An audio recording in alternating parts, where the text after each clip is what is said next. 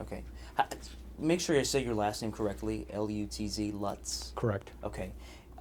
You had a statement you wanted to make. Sure, yeah. After watching the piece that aired on Channel 5 News last night at 6 p.m., I just wanted to correct several inaccuracies that were in that report. First off, it was reported that Laurice Woods, was charged with rape.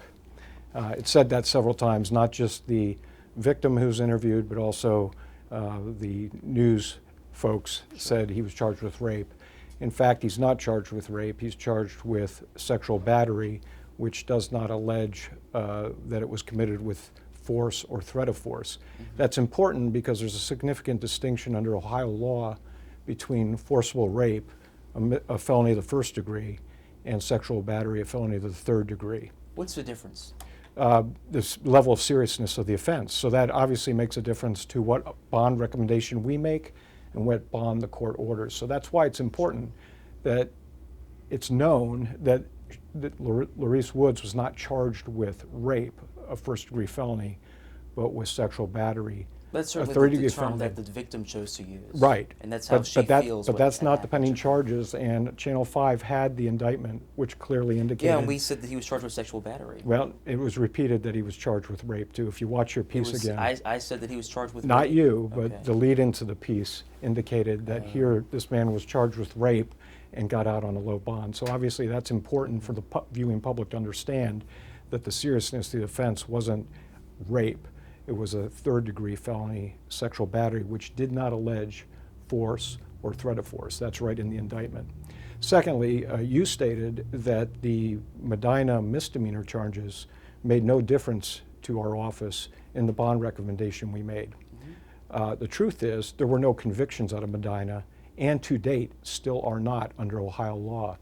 Somebody is not convicted of a criminal offense in Ohio until they're sentenced. Mr. Woods has yet to be sentenced on those offenses.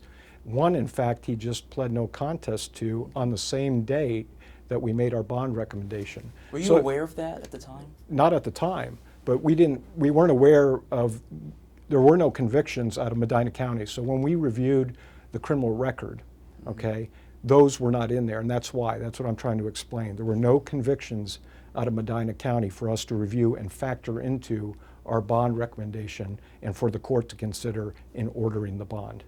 Okay. Do you have any access to, a court record or a pleas of his, or the fact that these allegations have been made? For the Medina cases, no, because what we report to the court and what we know the court relies on is not allegations, but convictions.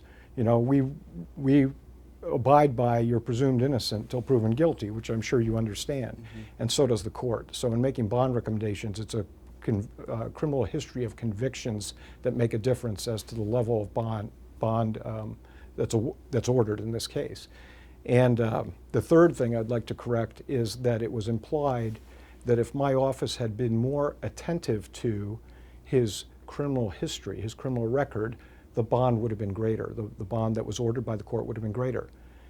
That was implied. Yeah, his only conviction, his only criminal record is a misdemeanor conviction from Ashland County in 2012. That's the only conviction.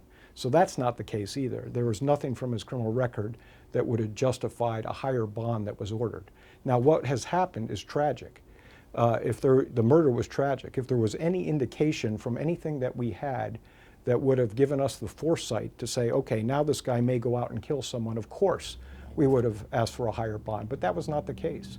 And it seems to me that in this day and age where law enforcement has tried to be painted as the bad guy, in this case, that's not the case. The law enforcement officers that investigated this case, my assistant prosecutors who reviewed the case and recommended the bond on the sexual battery and are now pursuing justice on behalf of the victim's family of this murder case, they work day and night to seek truth wherever it may lead and to bring justice to victims and hold perpetrators accountable. And that's what's taking place here. Unfortunately, the story last night seemed to indicate that rather than the perpetrator being the bad guy here, someone in my office or perhaps even myself is the bad guy. And it's too bad that that's the way the media has been reporting this so far. And I hope it's corrected. through this additional story. Okay. Let me ask you this, because obviously his own wife, had a protection order against him. There's instances in court records in the Medina County in that domestic violence civil protection order where she says that he broke glass and pushed her down into the glass. There's another case where he allegedly slashed her tires, broke a window to get into her house. She was fearful for her safety and her children's safety.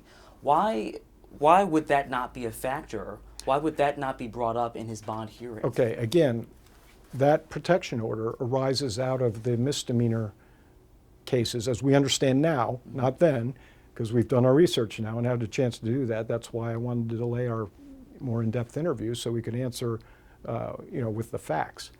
Again, that protection order is what's called a temporary protection order or a criminal protection order. It's not a civil protection order.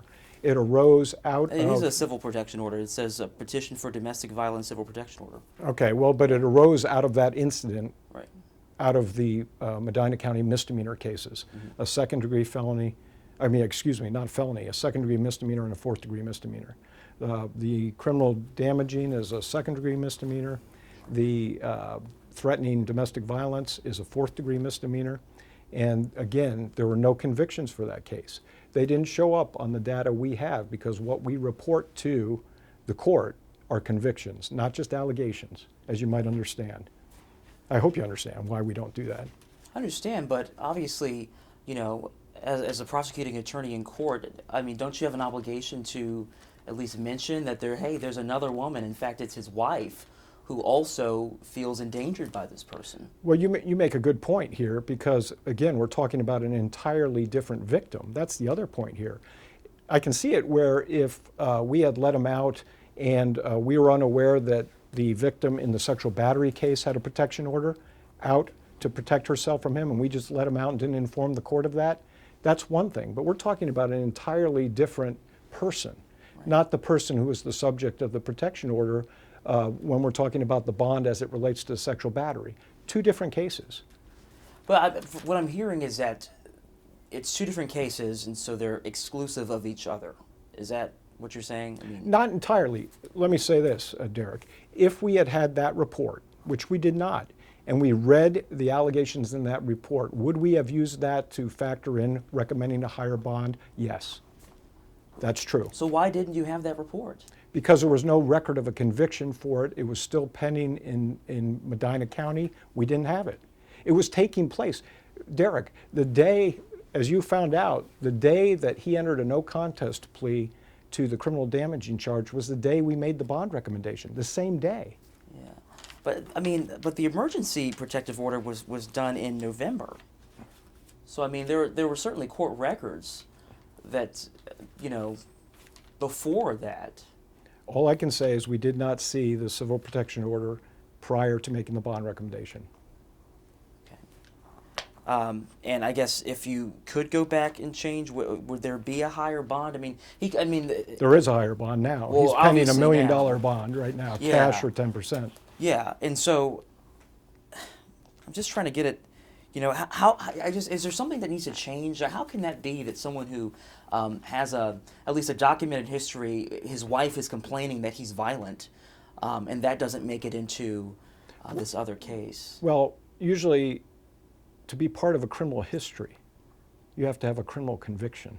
Yeah. Okay, because you're presumed innocent until proven guilty. In Ohio, you're not even convicted till you're sentenced. So even if you've entered pleas, you're not deemed convicted till you're sentenced. And so it does not show up on a criminal history or a report in the database as a conviction until then.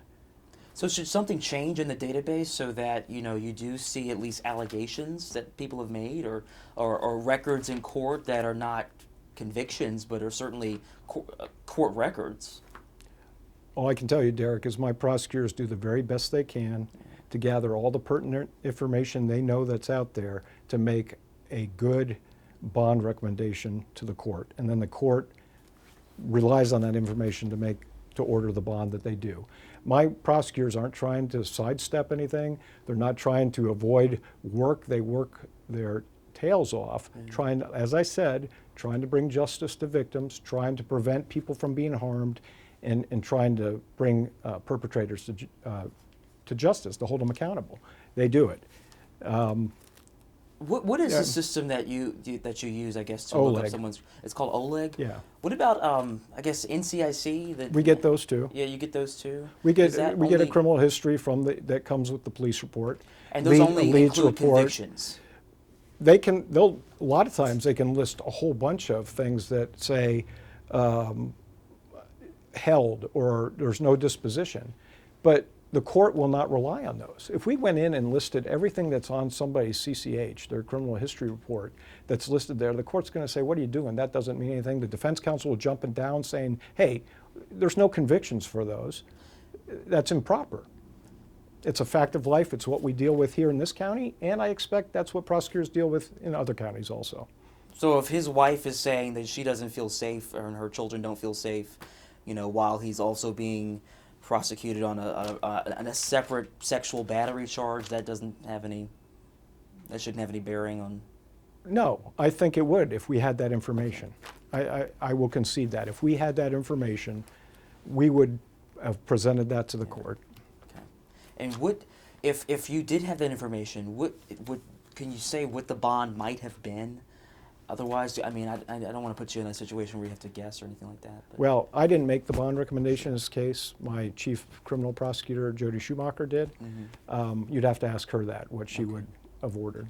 Obviously, we would ask the court for a bond that would keep people safe, that would ensure that the defendant showed up for court. Yeah. The consideration that the court looks at when ordering a bond are the seriousness of the offense, and that's why it's important to distinguish that it was wrongly reported last night as a rape, and it's a third-degree felony sexual battery, not a first-degree forcible rape. The court looks at the seriousness of the offense. It looks at the prior criminal history or lack thereof in determining an appropriate bond amount, which in this case was one conviction for a misdemeanor out of Ashland County in 2012. And thirdly, it looks at whether the person is a risk to flee the jurisdiction and to try to avoid criminal prosecution. Yeah. And in this case, the bond amount, based on the information that we had and we provided to the court, was a typical bond amount for this type of case. You got to keep in mind that Mr. Woods was in jail one day. He wasn't in jail from June when the allegations were made until December 16th, and he was released on December 17th on the bond that we're talking about here. In other words, the police, in all their investigation, didn't think he was a threat either to arrest him on the spot and put him in jail. They thought it was appropriate to conduct their investigation for those months until we could get him indicted. So that tells you something too here in terms of the underlying sexual battery allegation. The police didn't feel he was a threat to the victim in that case, otherwise they would have arrested him on the spot, and they didn't. It took several months to conduct the investigation, get it to our office for review, bring it to grand jury, and get the indictment. And hindsight is 20/20.